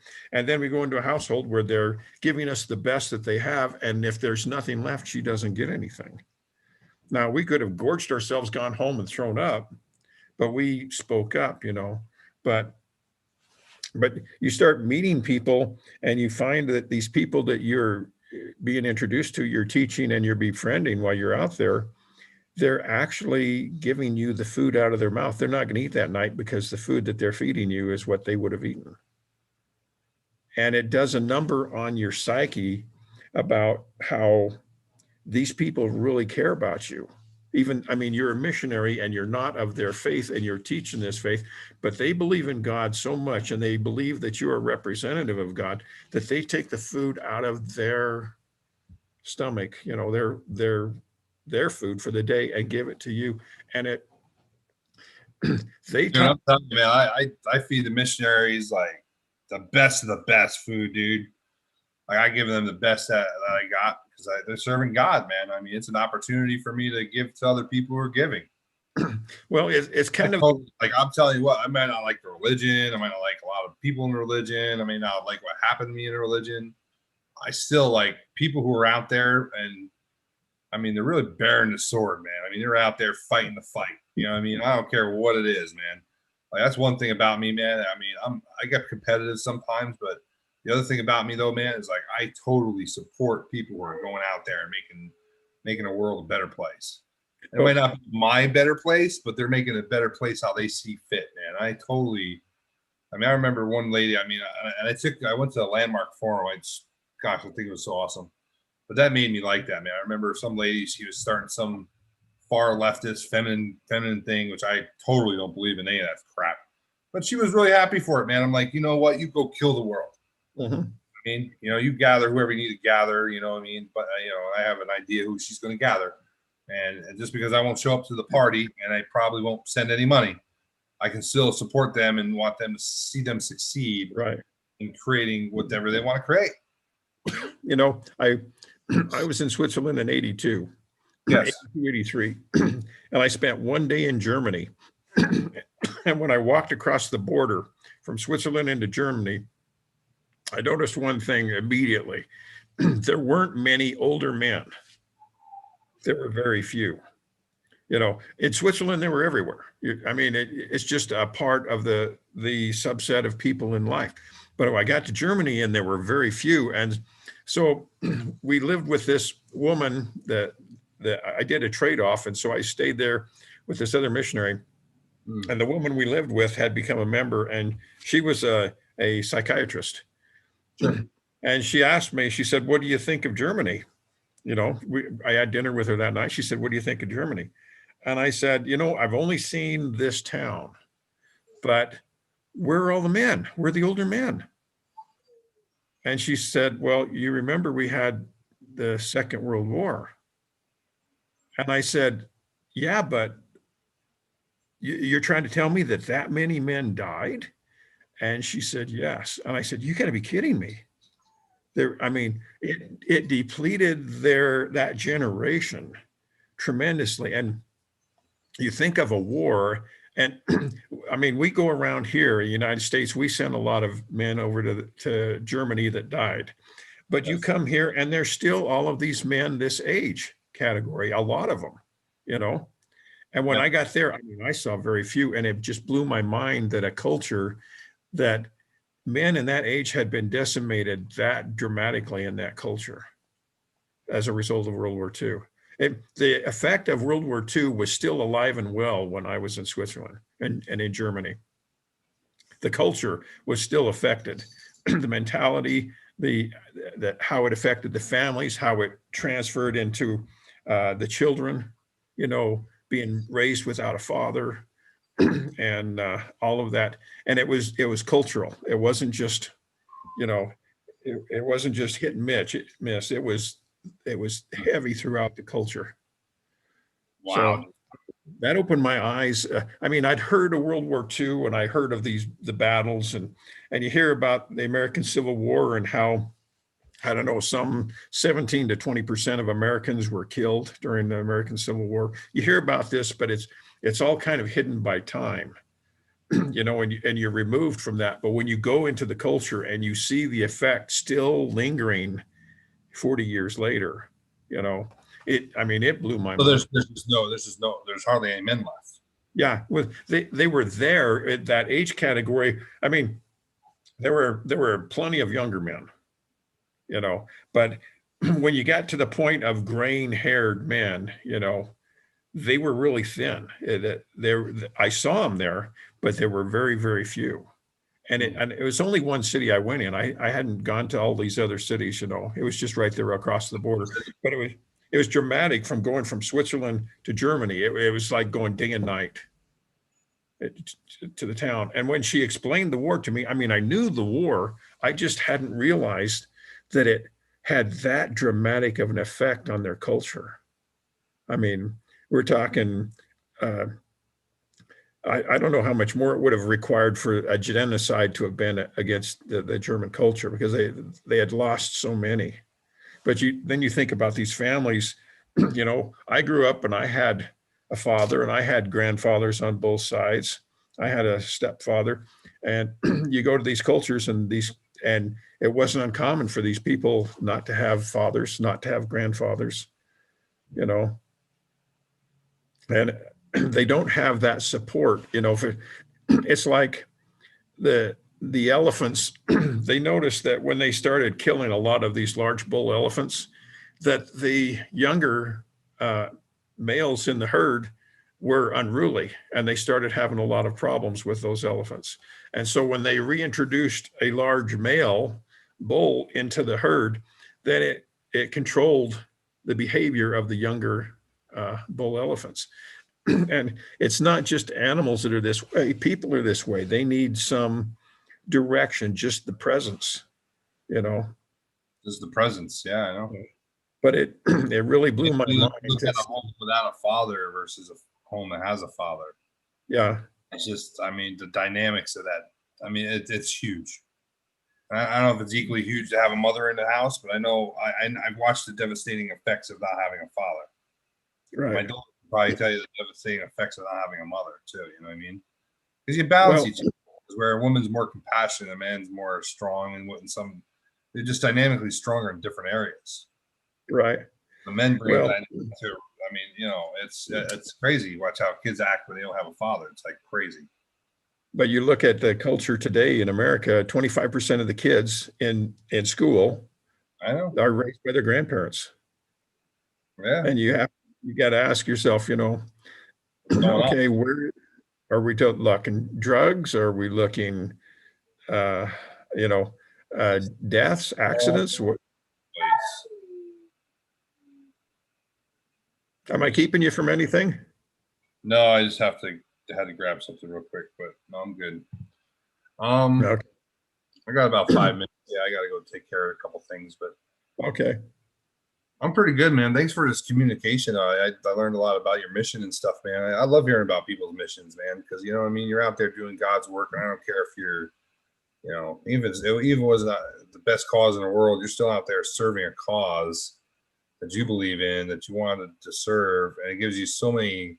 It's such a building block. Like all my kids have done like door to door sales. Like you know what I mean. My son will probably do a bunch of door to door sales like this summer coming up. And I do it every summer with one of my kids because it gives you a dynamic feel for how to engage with people. Mhm. You know, and I don't care if you're selling religion or selling security systems or vacuums or whatever. I mean, I've had so many beautiful and glorious relationships. I don't think I'd go anywhere to do door to door sales. It'd have to be in a safe environment now, man. I'm telling you, That people is, are crazy. it is extremely tough. I wouldn't have done it for money. You couldn't have paid me enough to go on a mission. I'm serious. Seriously. And I didn't have parents pushing me out there. You know, I had a lot of You had no security net, no real net, and you still decided to go do this thing. I had a lot of close encounters with death in my life when I was young. And during your mission, or you mean oh, just before my mission, I jackknifed a semi, and as I was on the road, and it was in 2-lane traffic, and it was night in a rainstorm, and as it was, as the semi cab was against the trailer, sure. and I was going down the road, and I could see the lights of the vehicles behind me, you know, and going into oncoming traffic, and I didn't kill anybody. I was amazed that I didn't kill anybody. I wasn't wearing a seatbelt, Oh, you were wearing a seatbelt? yeah, Oh, I was. wow. It wasn't really my ride. I rode with the guy, and he wanted me to get in there, and so I drove for a minute, and I thought I was only going to be driving for a little bit, and then he pulled out his coffee and a paper and kind of expected me to keep going. It wasn't his fault, but I ended up jackknifing it in this rainstorm in the dark, and Oh, goodness, in the dark too. Woo. yeah, just before a narrow bridge, and as that happened, I heard a voice. I mean, time stopped. Time slowed down like you can't believe. And I Yeah. heard this voice speak to me and ask me if I was ready to die. And I responded, I'd like to get myself in a little better standing with God before I died, maybe go on a mission. And but I laughed that off and said, but I don't have much choice right now, do I? And we went down into this gully, and it was like a 40, 50-foot drop in the gully, and there was these like 4 to 6 foot tall grass stems down there. It was in August, and the rain and the trailer just was cushioned on that grass. All it did was the fifth wheel, the hook, it bent it up to an obtuse angle, and aside from that, there wasn't any damage. There wasn't anything in the back trailer, you know. But then I got kind of prodded. I kept getting prodded. Their thoughts would come to me at times like, you committed yourself to a mission. When you going to go? Like somebody talking to me, in the night I'd be sitting there just relaxing, and I'd get something like that. And I just went, I didn't know I committed myself. I thought I was talking to myself, you know. Conscious, and then you were talking to some other outside being. I might have. I've had a lot of opportunities like that in my life, man, where like I don't know if God was talking to me per se, but like I don't know, man. You know what I mean? I just I've had a lot of experiences that like I can never deny. Like there's a God or something that doesn't look out for you. And I mean, even if it was like myself or what I mean, like like this lady pulling out, and like I told my wife or told my girlfriend at the time to slow down, like now. You know what I mean? And like, we're like a mile out, and I'm like, slow down or stop. You can choose, but you got to do one or the other. Right. Like slow down like 20 or 30 miles per hour, and this car barely misses us, pulls like just like barrels out. I mean, like we missed it by inches. Wow. We've been going the same speed. We would have nailed this car, dude. It was only like a minute down the road. If we were going 5 miles per hour more, we would have been like, boom. This car pulls out in front. I mean, just like speeds right out in front of us, dude. I mean, we missed that. And I Wow. was sitting on that side, and so was my daughter was in the back seat on the same side. I mean, that would have killed either her and or me or both of us. Wow. Crazy. You know, that when I jackknifed that semi, had I not done that, I never would have gone on a mission. That's funny That, stuff. that event made the difference between my going and my not going.